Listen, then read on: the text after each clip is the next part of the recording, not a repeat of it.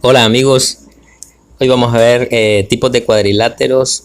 Algunas veces en algunos problemas se nos presentan que nosotros imaginemos alguna figura geométrica y se nos hace difícil hacer un cálculo porque no tenemos bien claro cuál es la figura geométrica a la que se están refiriendo. Entonces, entre los tipos de cuadrilátero vamos a tener tres, que serían los paralelogramos, los trapezoides y los trapecios. Este sería el trapecio y luego los trapezoides. Entonces, los paralelogramos. Los paralelogramos tienen dos parejas de lados. Ustedes se fijan, el lado de arriba y el lado de abajo son iguales, ¿verdad? Pero no están realmente a 90 grados todos los ángulos. Entonces, esos serían los paralelogramos. Pero cuando los ángulos son rectos, los cuatro ángulos son rectos, entonces tenemos el cuadrado, porque los lados son iguales y los ángulos son iguales.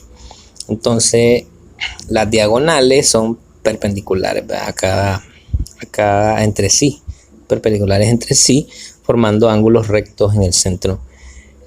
También tenemos el rectángulo, que es una figura famosa geométrica, que son dos lados iguales. El lado de arriba y el lado de abajo son iguales, y el lado derecho y el lado izquierdo son iguales entre sí, aunque no son iguales todos ellos, ¿verdad? Y los ángulos permanecen rectos. Pero también tenemos el rombo. El rombo son cuatro lados que son iguales. Los ángulos, dos ángulos de ellos son iguales, ¿verdad? Aquí podemos ver el ángulo rosa con el otro ángulo rosa son iguales, y el ángulo verde con el ángulo verde son iguales. Y las diagonales entre sí forman ángulos rectos, es decir, son perpendiculares. Tenemos el romboide. El romboide tiene cuatro lados iguales. El lado izquierdo con el lado derecho es igual, el lado arriba y el lado abajo es igual, pero no todos son iguales, pues. Entonces los ángulos son iguales, ¿verdad? Pero la diferencia del rombo con el romboide es que el romboide, sus diagonales no son como el rombo, que están a 90 grados, se cortan a 90 grados, no. En el caso del romboide, no. Esa sería la clasificación de los paralelogramos. Entre el trapecio, podemos ver ahí el trapecio, tienen una pareja de lados paralelos. Aquí tenemos el lado de arriba y el lado de abajo son paralelos, pero el lado derecho y el lado izquierdo no son paralelos, ¿verdad? Entonces solo dos lados son paralelos, se le van a llamar base, es decir, la parte del lado de abajo y el lado de arriba se le llama base igual, ¿verdad? Aunque el de arriba esté arriba, obviamente es una base. Se divide en trapecios isósceles, trapecio rectángulo y trapecio escaleno.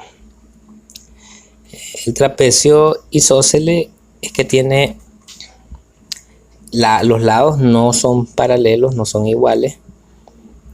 Además, los ángulos de la base miden lo mismo.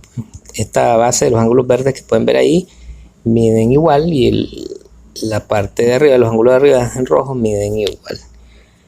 Pero los lados no son paralelos, ¿ya? Y no son paralelos, pero son iguales, ¿eh? Es decir, los lados que no son paralelos son iguales. Aquí tenemos el trapecio rectángulo, obviamente porque dos ángulos, este ángulo de la izquierda y el ángulo de la izquierda arriba son rectos. Entonces tenemos ahí que hay dos ángulos rectos, por eso es un trapecio rectángulo. Y aquí tenemos el trapecio escaleno, que son los que no son isósceles ni rectángulos, ¿eh? Entonces pueden reconocer porque sus cuatro ángulos interiores son distintos. Entonces todos los ángulos interiores difieren entre sí. Tenemos un trapecio escaleno. Ahora, entre la clasificación del trapezoide, pues el trapezoide no tiene ninguna pareja de lados paralelos. Normalmente lo llamamos trapezoide y ya. Pero algunos casos especialmente tienen nombre. Por ejemplo, este sería un deltoide. Podemos ver que las diagonales son perpendiculares. Hay dos parejas de lados iguales.